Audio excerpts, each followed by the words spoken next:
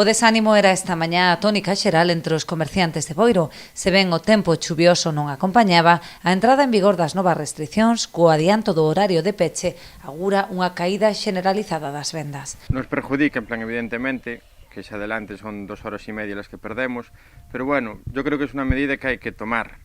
No sé si é la correcta, en plan cerrar a las 6, ou si sería mejor cerrar en plan todo 15 días. Ademais da limitación dos horarios que en moitos casos obriga a reorganizar quendas e mesmo a prescindir de traballadores, o peche da hostalería supón tamén un golpe para o comercio, posto que limita a afluencia de potenciais clientes. É un desastre porque, ademais, bueno, hai xente que ten empleados, ten que reestruturar horarios, non se pode salir con xente que non sea convivinte, volvemos a ter un aforo do 50%, non hai festas, non hai cumpleanos, a xente non sale, non están os bares abertos para tomar algo, isto é un desastre, levamos 2 días sin que se vesa a xente pola calle. Un bajón, pero ya se está notando y ahora más, un montón, no sé, es que no se vende nada, hay días que no se abre ni la caja, y ahora ya te digo, al no estar la hostelería cerrada, esto vamos a ser...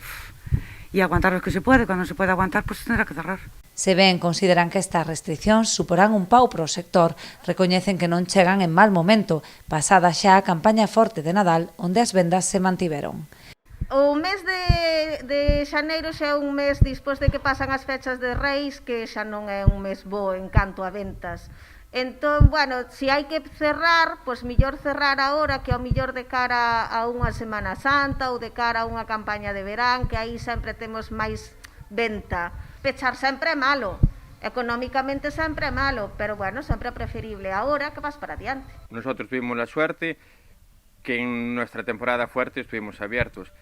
En plan, aquí en Boiro sí que estuvimos limitados, en plan que nos cerraron muy pronto, en plan perimetralmente, pero bueno, la campaña fuerte se pudo salvar.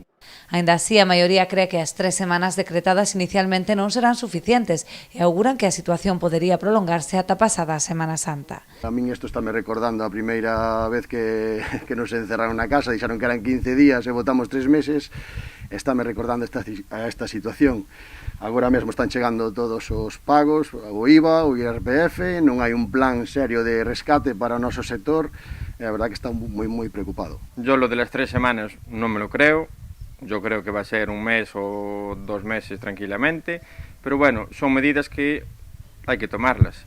Na rúa as opinións son máis diversas. Se ben a maioría dos cidadáns entenden que era necesario o endurecemento das medidas, moitos non ven con bons ollos que sexan comercio e hostalería os principais damnificados, posto que son sectores fundamentais para a dinamización económica dos povos. Me parecen favorables, a verdad, porque necesitábamos un paro así para recuperarnos un pouco e esperemos que veña da mellor maneira posible. E nada, afectado todo o que ven sendo o comercio, esperemos que veña mellor e para adiante. A ver, sí, porque hai que facer algo, porque en vista de que iba para arriba a cousa, hai que facer algo, aunque claro, vai non apagar a economía, pero bueno, algo sí que hai que facer.